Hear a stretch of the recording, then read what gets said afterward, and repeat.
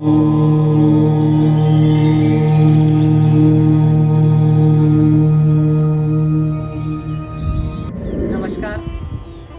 मैं आचार्य मोहित शर्मा आप सभी का स्वागत करता हूं एक बार फिर से आपके अपने चैनल एस्ट्रो शास्त्री पर। जैसा कि आप सभी ने क्लिक करने से पहले ही जान लिया होगा कि आज का हमारा एपिसोड वट सावित्री व्रत, शनि जयंती और सूर्य ग्रहण के संदर्भ में है। तो आज के एपिसोड में मैं इन तीनों ही विषयों पर चर्चा करूंगा, कुछ जानकारी आपसे शेयर करना चाहूँगा और साथ में इससे संबंधित कुछ उपाय भी बताऊंगा। तो सबसे पहले हम वट सावित्री व्रत के बारे में जानते हैं कि हिंदू शास्त्रों के अनुसार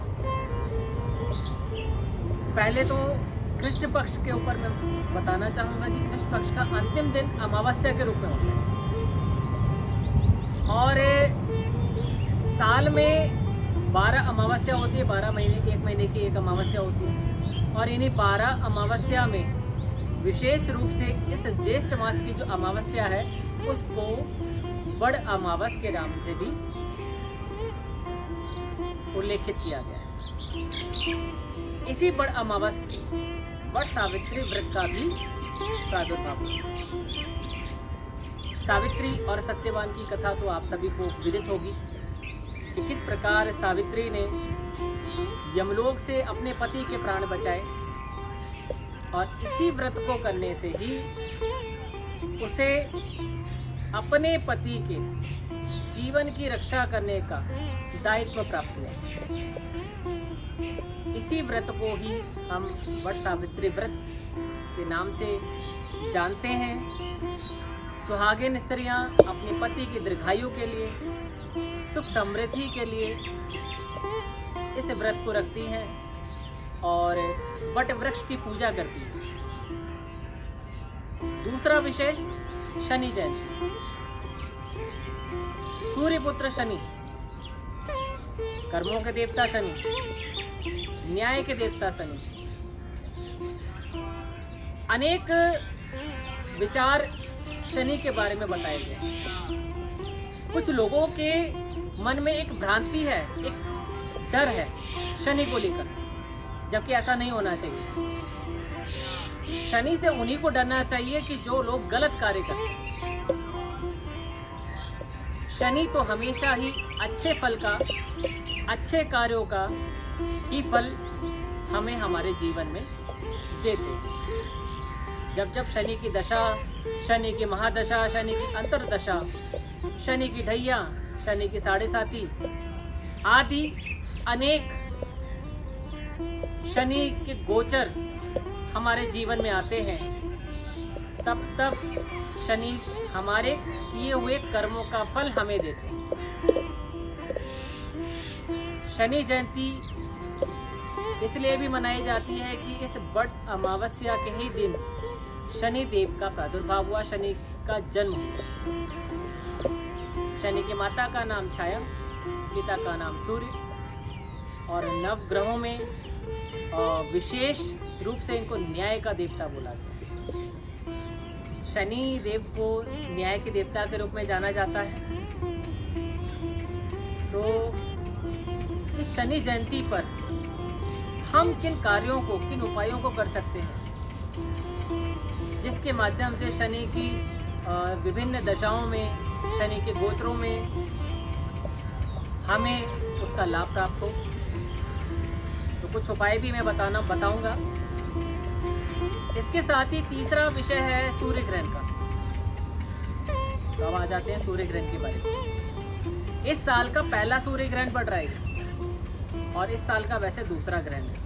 पहला ग्रहण अभी 15 दिन पहले ही गया है, चंद्र ग्रहण। वो भी भारत में दृश्य रूप में नहीं था, कुछ ही जगहों पर वो देखा गया और ये सूर्य ग्रहण भी कुछ ही हिस्सों पर दिखाई देगा।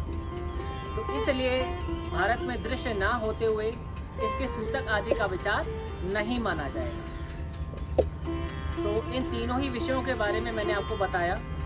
अब मैं इस वट अमावस्या के मुहूर्त के बारे में भी थोड़ा सा आपको बताऊं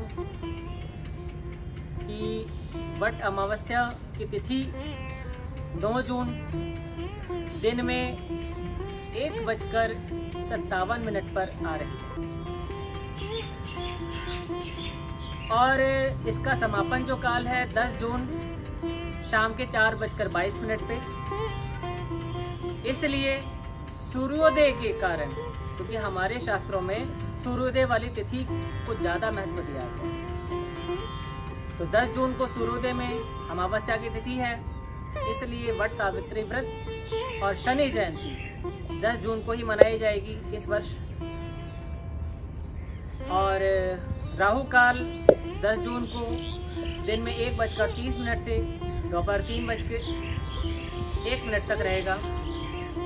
तो शनि जयंती वाले दिन प्रातःकाल आप सभी जल्दी उठकर शनि की विशेष पूजा कर सकते हैं, उनको तेलाभिषेक करने के माध्यम से, उनको पुष्प अर्पित करने के माध्यम से और उनके मंत्र का विधिवत जाप करने के माध्यम से।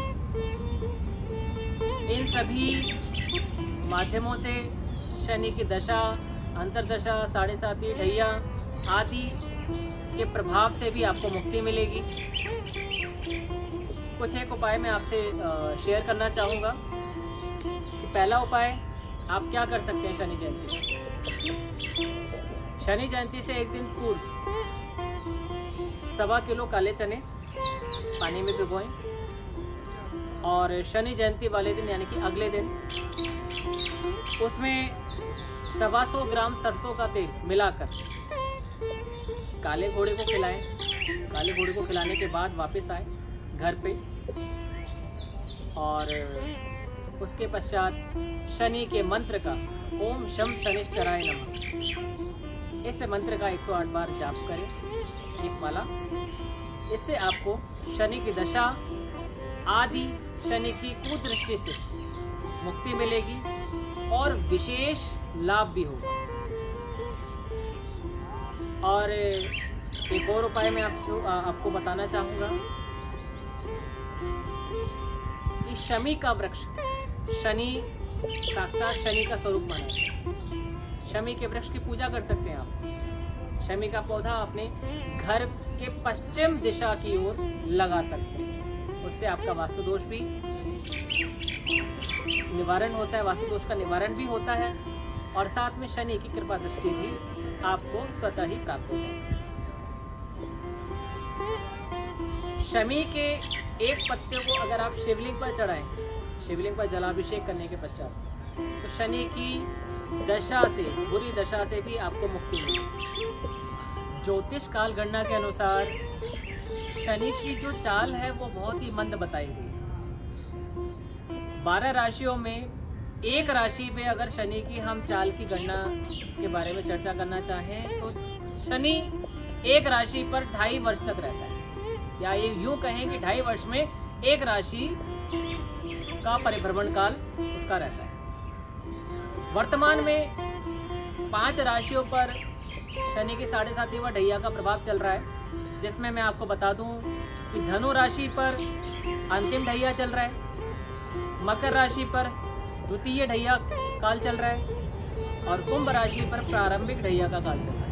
इसके अलावा तुला और मिथुन राशि पर शनि की 7.5 का लघु कल्याणी ढैया का प्रभाव चल रहा है।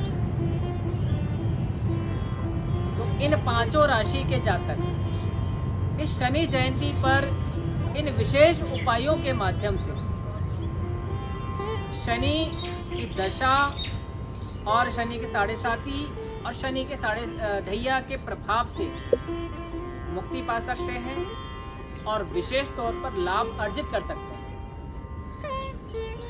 इस दिन आप शनि को तेलाभिषेक अवश्य करें और तेलाभिषेक करते हुए शनि के इस मंत्र का पाठ अवश्य करें।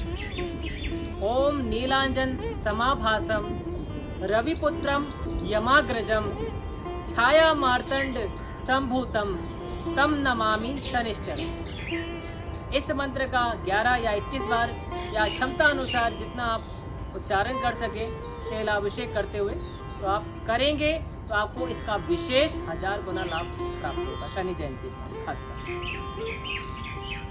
और जिनकी कुंडली में शनि की स्थिति गोचर के रूप में सही नहीं है, उनके लिए भी ये उपाय विशेष रूप से लाभान्वित देंगे। और नीलमणि जो रत्न होता है, नीलम का उपरत्न कहा जाता है, इसको भी अगर आप चांदी में अंगूठी बनवाकर पहनेंगे तो ये भी आपके लिए विशेष तौर पर लाभकारी स्थिति देगा। तो हमने आज आपसे बात करी शनि जयंती, वट सावित्री व्रत और सूर्य ग्रहण, इन तीनों ही विषयों के बारे में। और मैं इस बड़ अमावस त्योहार पर आप सभी को एक बार फिर से बहुत बहुत बधाइयाँ और शुभकामनाएं देना चाहूँगा। कोरोना काल व्यतीत होने के पश्चात हम लोग अब अनलॉक में कदम रख चुके हैं। आप सभी सुरक्षित रहें, यही हमारी मंगल कामना है। हमारी इस वीडियो को अधिक से अधिक आप शेयर कर सकते हैं। अगर यदि आपने अभी तक सब्सक्राइब नहीं किया हमारा चैनल तो सब्सक्राइब जरूर करें, ताकि आने वाले वीडियो के बारे में आपको तत्काल जानकारी प्राप्त हो सके। और जाने से पहले हमारी पूरी टीम की ओर से आप सभी को वट सावित्री व्रत, वट अमावस्या व्रत और शनि जयंती की ढेरों शुभकामनाएं। आचार्य मोहित शर्मा जी से अपने भविष्य फल, ग्रह रत्नों से संबंधित उपाय व समस्याओं के बारे में जानने के लिए नीचे दिए गए फोन नंबर पर व्हाट्सएप और कॉल करके संपर्क कर सकते हैं। 9654609553 8851544541। आप हमारी संस्था मानस इंडिया फाउंडेशन से जुड़कर सामाजिक कार्यों में भाग ले सकते हैं। संस्था आयकर अधिनियम 12AA और ATG से भी रजिस्टर्ड है। अधिक जानकारी के लिए हमारी वेबसाइट www.manasindia.org पर जाएं। हमारे एस्ट्रो शास्त्री YouTube चैनल को सब्सक्राइब जरूर करें, ताकि आने वाली सभी वीडियो की जानकारी आप तक पहुंच सके।